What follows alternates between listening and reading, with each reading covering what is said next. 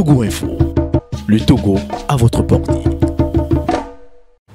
Non, ce n'est pas exact qu'on ne nous entend plus sur l'échiquier politique depuis la période du CST.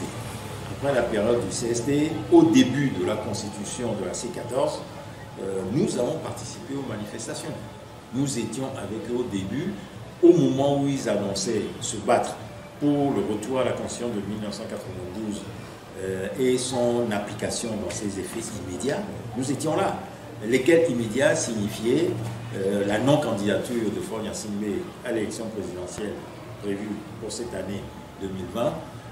Malheureusement, ce qui s'est passé, c'est que la direction politique de la C14 s'est fourvoyée à nouveau dans la voie des dialogues contre nature avec cette dynastie dictatoriale et laquelle dictature, aidée par le syndicat des dictateurs africains, a floué la direction politique de la C14 et l'a fait perdre dans les méandres des faux dialogues, des fausses élections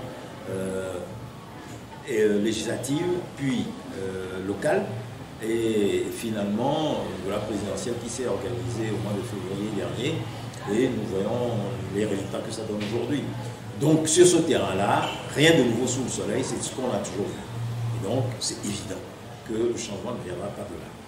Alors nous, quand la C14 s'est fourvoyée sur le terrain du dialogue, nous avons arrêté de participer aux manifestations qu'elle appelait. Et nous avons toujours refusé de participer au dialogue avec le régime RPD. Parce que nous pensons que c'est tout à fait contre nature d'aller discuter avec un régime dont on veut se débarrasser. Cela est inconcevable, c'est incohérent, totalement incohérent.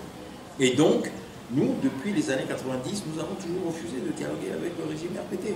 Nos autres camarades de l'opposition ont discuté sans arrêt, même les fameux accords du 12 juin 1991 qui ont permis d'obtenir la concession de la conférence nationale.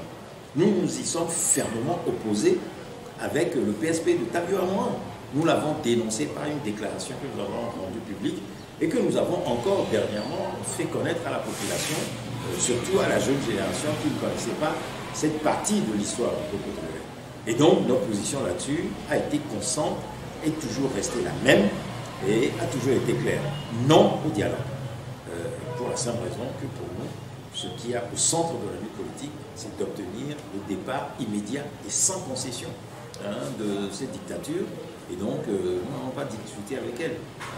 Ce serait trahir la mémoire de tous les martyrs du Togo qui ont versé leur sang sur la terre de nos aïeux, comme Tabio Amouan, comme Sylvanus Olympio, comme Marc Ati-Lépée, comme tant et tant d'autres.